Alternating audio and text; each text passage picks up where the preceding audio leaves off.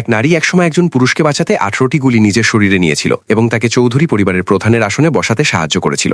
কিন্তু এর বদলে সে ভালোবাসা পায়নি, বরং সে দেখল সেই পুরুষ অন্য এক নারীর কাঁধ জড়িয়ে তাকে বিশ্বাসঘাতকতা করছে। আসলে সেই পুরুষের আগে থেকেই একটি বাগদত্তা ছিল।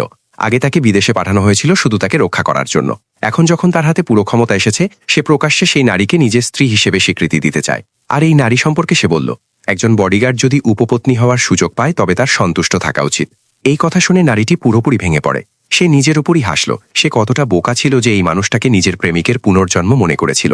কারণ 3000 বছর আগে তার প্রেমিক অরিন তাকে রক্ষা করতে গিয়ে শত্রু তলোয়ারের আঘাতে মারা গিয়েছিল। প্রেমিকের মৃত্যুর পরে সে শত্রুদের সাথে লড়াই করেছিল, কিন্তু শেষ পর্যন্ত সংখ্যায় কম হওয়ায় সেও মারা যায়। কিন্তু যখন সে আবার চোখ খুলল, সে দেখল সে 3000 বছর পরের পৃথিবীতে এসে পড়েছে। এই পৃথিবীতে সে এমন একজন মানুষকে দেখল যে দেখতে একদম তার প্রেমিক অরিনের মতো।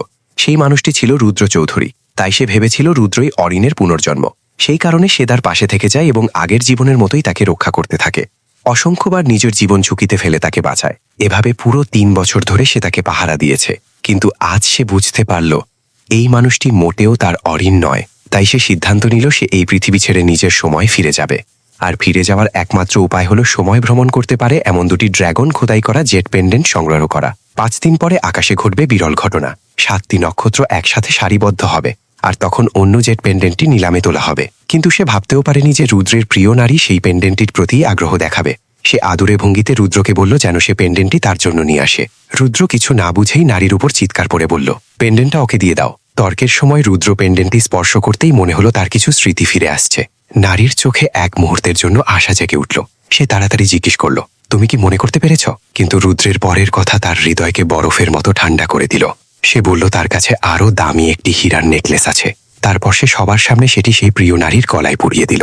নারীটি পুরোপুরি হতাশ হয়ে গেল।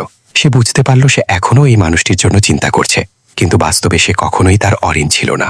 হতাশ হয়ে নারীটি চলে যাবার পরে রুদ্র খেয়াল করলো তার হ্যাংওভার স্যুপের স্বাদ বদলে গেছে। তার সহকারী তাকে মনে করিয়ে দিল যে আগে নারীটি নিজের লাগানো ভেষজ গাছ দিয়ে তার জন্য স্যুপ বানাতো। তখন রুদ্রের মনে সামান্য সন্দেহ জাগলো, কিন্তু তবু সে অহংকার করে বলল, রাগ কমলে সে নিজেই ফিরে আসবে। কিছুদিন পরে নারীটি হাসপাতালে নিজের শরীর থেকে গুলি বের করা ছিল। ঠিক তখন রুদ্রের সেই প্রিয় নারী ইচ্ছাকৃতভাবে তাকে অপমান করতে আসে।